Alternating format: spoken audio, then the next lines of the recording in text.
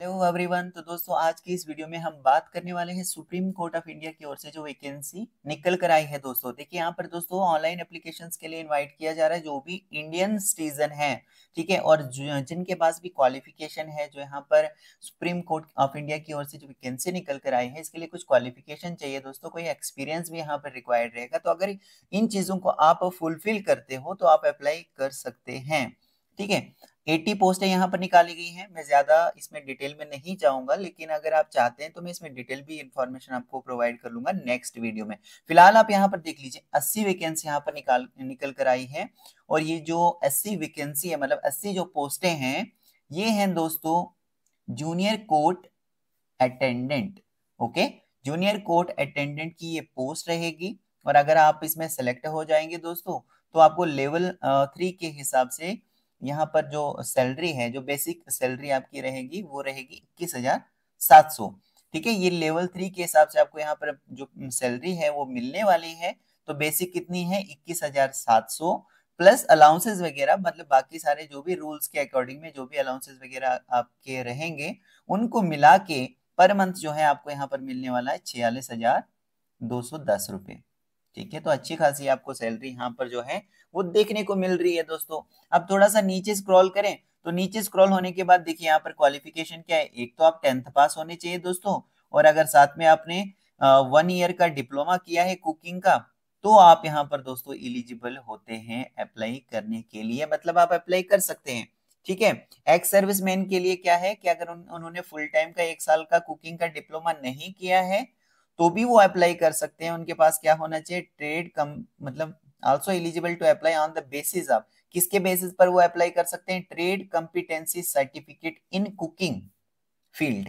Okay, issued by competent authority. तो competent authority के द्वारा अगर उनको कोई मतलब जो कॉम्पिटेंसी सर्टिफिकेट वगैरह होती है ना कुकिंग की, तो वो उस बेसिस पर फिर यहाँ पर अप्लाई कर सकते हैं जो एक्स सर्विसमैन कैंडिडेट्स हैं। तो थोड़ा सा नीचे स्क्रॉल करें, यहाँ पर जो है एक्सपीरियंस वगैरह के बारे में बताया गया है, और कि भाई यहाँ पर 3 साल का कुकिंग एक्सपीरियंस अगर आपका prestigious hotel, restaurant, government department undertaking एटेस्टा, तो इस तरीके से भी अगर आपका 3 साल का जो एक्सपीरियंस है कुकिंग का है, कहीं आपने होटल या कोई रेस्टोरेंट या फिर कोई गवर्नमेंट डिपार्टमेंट या कोई अंडरटेकिंग, ठीक है, तो इसमें अगर आपने काम किया है, 3 साल का आपका कुकिंग का आपके पास तजुर्बा है, तो आप यहाँ पर अप्लाई कर सकते हैं। एज की बात करें तो एज देखिए 18 साल से तो आप छोटे नहीं होने चाहिए ना, 18 साल से छोटे नहीं होने चाहिए, और 27 साल से आप ज्यादा बड़े नहीं होने चाहिए। अगर 1/8/2024, 1 अगस्त 2024 को एज की जो गिनती है, जो काउंटिंग है वो की जाएगी, तो 18 साल से आप नीचे नहीं होने चाहिए और 27 साल से आप ज्यादा नहीं होने चाहिए। लेकिन अगर आप किसी कैटेगरी से बिलोंग करते हैं, जैसे SC ST OBC, physically challenge, ex serviceman, window, diverse women, ठीक है, जो डाइवर्स वोमेन है, या जुडिशली सेपरेटेड वोमेन है जिन्होंने मतलब दोबारा से शादी नहीं की है, और जो फ्रीडम फाइटर्स हैं, इंडिपेंडेंट ऑफ फ्रीडम फाइटर्स के जो डिपेंडेंट्स हैं, as per the government rule उनको क्या मिलेगा? एज में रिलैक्सेशन मिलेगा। रिलैक्सेशन का मतलब क्या होता है कि उनको यहाँ पर क्या मिलेगा? एज में जो है छूट मिल जाएगी। फिर यहाँ पे लिखा है कि जो सुप्रीम कोर्ट के ही एम्प्लॉयज होंगे, मान लीजिए there will be no age limit for employees of supreme court who have completed 3 years of regular service in the registry. ठीक है, तो 3 साल की जो मतलब रेगुलर सर्विस अगर आपने कंप्लीट की है, तो अगर आप अप्लाई करते हैं इन पोस्टों के लिए और आप सुप्रीम कोर्ट के ही एम्प्लॉयज हैं, तो दोस्तों आपके लिए यहाँ पर कोई भी एज में मतलब नहीं रखी गई है। आपकी चाहे जो भी एज है आप यहाँ पर अप्लाई कर सकते हैं। और अगर किसी अदर डिपार्टमेंट में काम कर रहे हैं तो no relaxation in age will be allowed to candidates working in other government department. किसी अदर गवर्नमेंट डिपार्टमेंट में आप काम कर रहे हैं, यहाँ पर अप्लाई कर रहे हैं, तो आपको यहाँ पर कोई भी एज में रिलैक्सेशन वगैरह नहीं दिया जाएगा। अब थोड़ा सा नीचे स्क्रॉल करते हैं। नीचे स्क्रॉल होने के बाद यहाँ पर देख लीजिए दोस्तों किस तरीके से आपको यहाँ पर सिलेक्ट किया जाएगा। आपने अप्लाई कर लिया, मान लीजिए ऑनलाइन आपने अप्लाई कर दिया, अब आपकी सिलेक्शन आगे किस तरीके से होने वाली है? तो सबसे पहले आपका रिटन का टेस्ट लिया जाएगा। रिटन टेस्ट लिया जाएगा, ये ऑब्जेक्टिव टाइप का रहेगा, ठीक है।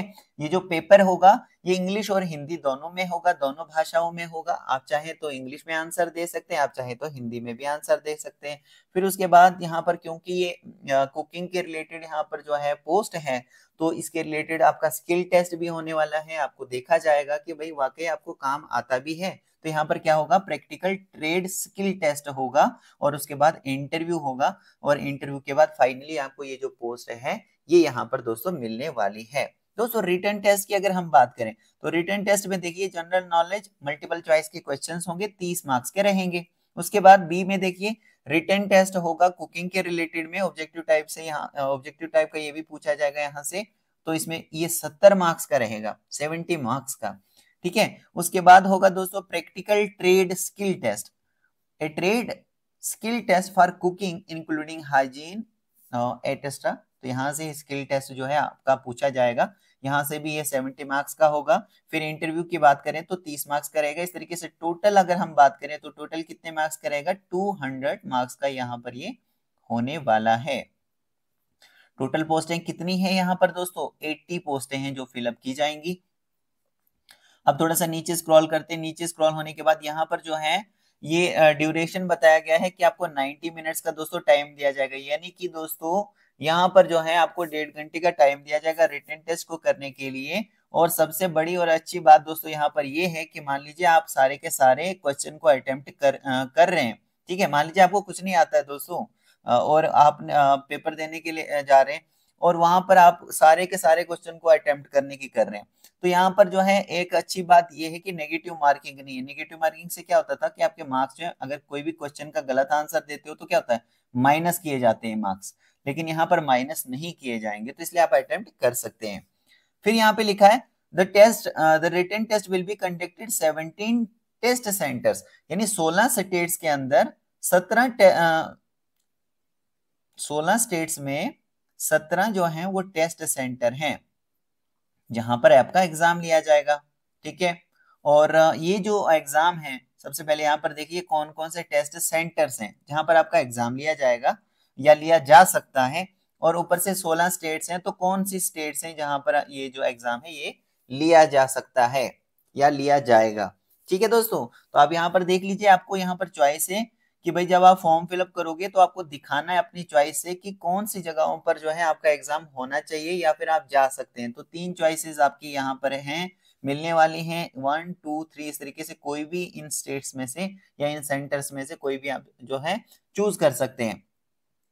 होगा क्या दोस्तों, मान लीजिए कि कोई एक सेंटर आपने चूज कर लिया, उसमें से ज्यादा कैंडिडेट्स नहीं होने के कारण जो आपकी दूसरी चॉइस होगी उसमें आपको यहाँ पर क्या होगा कि आपको यहाँ पर सेंटर मिल सकता है, ठीक है। इस तरीके से आपको चॉइस जो है फिल करनी है।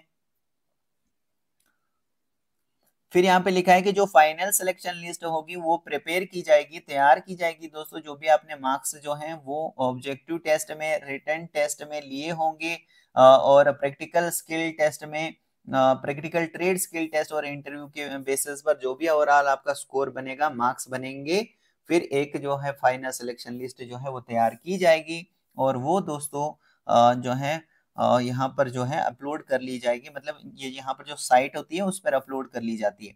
फीस की अगर हम बात करें, मतलब जो form of application form fill up करोगे उसकी फीस क्या है, तो देख लीजिए दोस्तों, जो भी एलिजिबल कैंडिडेट्स हैं उनको यहाँ पर अप्लाई करना है ऑनलाइन, जैसे मैंने शुरू में ही बताया था, आपको ऑनलाइन फिल करना है फॉर्म।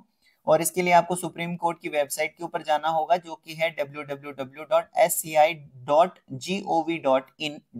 ओके, इसी वाली वेबसाइट पर आपको जाना है, और यहाँ पर जो है दोस्तों आपको एप्लीकेशन फॉर्म जो है वो सबमिट करना है। एप्लीकेशन फॉर्म जो है वो स्टार्ट हो चुके हैं 23 अगस्त 2024 से, और जो लास्ट डेट रहेगी दोस्तों वो 12 सितंबर 2024 रात के 12 बजे तक जो है आप यहाँ पर जो फॉर्म है उसको फिलअप कर सकते हैं। फीस की बात करें दोस्तों तो देख सकते हो यहाँ पर 400 रुपये फीस है, 400 रुपये यहाँ पर जो है फॉर्म की फीस है, और ₹200 फॉर SC/ST, मतलब बाकी जो कैंडिडेट्स हैं उनके लिए 200 रुपये है, और जो जनरल कैटेगरी में आते हैं उनको 400 रुपये की यहाँ पर जो है एप्लीकेशन फीस पे करनी पड़ेगी। इसके अलावा दोस्तों यहाँ पे लिखा है कि ड्यूटीज और रेस्पॉन्सिबिलिटीज, ठीक है, ये भी बहुत जरूरी है दोस्तों। जैसे आपने सुन लिया कि जूनियर कोर्ट अटेंडेंट है, कुकिंग नोविंग, ये तो आपको मतलब थोड़ा बहुत तो आपको आइडिया मिल ही गया, लेकिन यहाँ पे लिखा भी गया है कि कौन सी ऐसी जो ड्यूटीज हैं और आपकी जिम्मेवारी रहेंगी जब आप ये इस पोस्ट पर जाओगे तो, ठीक है। तो यहाँ पे लिखा है to prepare and serve good quality food meal snacks, both veg और नॉन वेज जो है वो आपको तैयार भी करना है, खिलाना पिलाना भी है सबको। समझ में आ रहा है ना आपको, मैं थोड़ा आसान आसान भाषा में बताने की कर रहा हूँ कि आपको क्या करना है, ये जो खाना है वो तैयार करना है।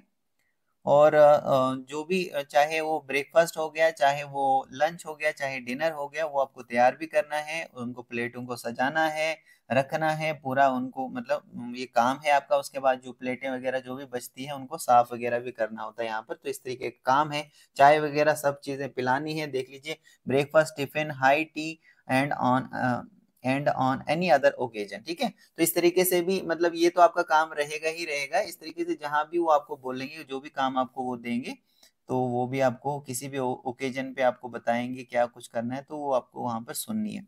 देखिए यहाँ पे लिखा है arranging garnishing and plating dishes to high standard to maintain clean, मतलब वहां पे साफ सफाई का भी ध्यान रखना है, organise and hygienic kitchen and to attend work related to general maintenance of the kitchen, to collect and clean all cooking utensil, मतलब जब आप खाना वगैरह वो खा लेंगे उसके बाद आपको क्या करना है, उनकी सफाई भी करनी है, क्लीनिंग भी करनी है। To ensure that all food and other items are stored properly and hygienically, तो ये भी आपको देखना है कि भाई सारी चीजें जो है खाने पीने की वहां पे आइटम्स होनी चाहिए, इसका भी ध्यान रखना है, हाइजीन का पूरा ध्यान रखना है। To keep a stock inventory record, पूरा का पूरा रिकॉर्ड भी आपने रखना है कि भाई कितना जो है सामान आया है, कितने रुपीस का आया है ये और कितने क्या कमी है। तो सारी चीजें आपको लिखनी भी है। To check and avoid wastage spoilage of food है, तो ये भी आपको ध्यान रखना है कि भाई कोई वेस्टेज नहीं होनी चाहिए, खाने पीने की जो चीजें उनका वेस्टेज भी नहीं होना चाहिए, वो सड़नी भी नहीं चाहिए। To clean and maintain dining area including dusting of dining table and chairs, to observe personal hygiene, good physical health and use of clean clothing while performing duties. तो जब भी आप ये ड्यूटी वगैरह कर रहे होंगे तो उसमें आप जो है गुड लुकिंग होने चाहिए, अच्छे, उनका मन जो है खराब नहीं होना चाहिए। समझ रहे हो ना कि भाई जो वहां पर बैठने वाले आएंगे, खाने पीने वाले आएंगे, जो भी मतलब एम्प्लॉयज होंगे, तो वो उनके सामने जो है आपको एक अच्छे ड्रेसअप में रहना है। तो ये इनके कहने का मतलब है यहाँ पे good physical health and use of clean clothing, अच्छे साफ सुथरे कपड़े आपको जो हैं ड्यूटी के टाइम पर पहनने हैं। To take safety precaution to prevent fire and injuries while performing duties, मतलब आपको जो है वहां पर कहीं ऐसा ना हो कि भाई कोई वहां पर जो है सिलेंडर लीक हो जाए, मतलब जैसे आग पकड़ ले, कुछ इस तरीके की जो चीजें हैं, या कोई शॉर्ट सर्किट हो जाए आप तो ये जो है नेग्लिजेंस भी आपकी ओर से नहीं होनी चाहिए। आपको ये सारी चीजों का ध्यान रखना है, सेफ्टी प्रिकॉशंस का, और इस तरीके से काम करना है। To work at odd hours and Sunday holidays for preparation of kind of, not to decent deny और dimmer from the kitchen and all related cleaning duties and work at all any location place a specified. तो यहाँ पर इन्होंने लिखा है कि भाई अगर किसी दिन छुट्टी भी है, ठीक है, क्या संडे होती है, जैसे छुट्टी होती है एम्प्लॉयज की, या फिर कोई और ओकेजन है, तो उस टाइम पर भी आपको तैयार रहना है कि ये आपको बता सकते हैं कि काम करने के लिए। तो आपको ऐसा नहीं है कि भाई आप मना कर सको, आपको सुननी पड़ेगी, उस टाइम पे भी आपको काम करना पड़ सकता है। To perform such duties as may be assign from time to time, तो जो भी आपको ड्यूटीज जो है दी जाएंगी आगे टाइम टू टाइम, वो आपको परफॉर्म करनी है। तो ये है यहाँ पर रेस्पॉन्सिबिलिटी, ड्यूटीज एंड रेस्पॉन्सिबिलिटीज आपकी, जो अगर इस जॉब को, ये जॉब को आप लेते हैं तो। इसके अलावा दोस्तों मैंने आपको बता ही दिया किस तरीके से आपको ये जो फॉर्म है ये फिल करना है। अभी भी आपके पास टाइम है, अगर जो है आप अप्लाई करना चाहते हैं तो आप जो है वो अप्लाई कर सकते हैं। यहाँ पे लिखा गया है दोस्तों कि ट्रेवल अलाउंसेस वगैरह आपको नहीं दिया जाएगा अगर आप यहाँ पर इंटरव्यू वगैरह के लिए जाते हैं या रिटन टेस्ट देने के लिए किसी जगह पे जाते हैं, तो आपको कोई भी यहाँ पे TADA जो है वो नहीं मिलने वाला है। एडमिट कार्ड जो है वो आपके बाय पोस्ट सेंड नहीं किए जाएंगे, तो ये आप सुप्रीम कोर्ट की ऑफिशियल वेबसाइट से ही डाउनलोड करेंगे। इसके रिगार्डिंग में इंफॉर्मेशन जो है आपको आपके जो मोबाइल नंबर होगा, जो भी आपने प्रोवाइड किया होगा, तो SMS के द्वारा मिल सकता है, या जो ईमेल आईडी आपने दी होगी फॉर्म पे, उस ईमेल आईडी पर ईमेल के जरिए आपको ये इन्फॉर्म कर लेंगे कि आपके एडमिट कार्ड वगैरह जो है वो आ गए हैं, और आप उसको साइट पे जाकर फिर डाउनलोड कर सकते हैं या फिर करा सकते हैं।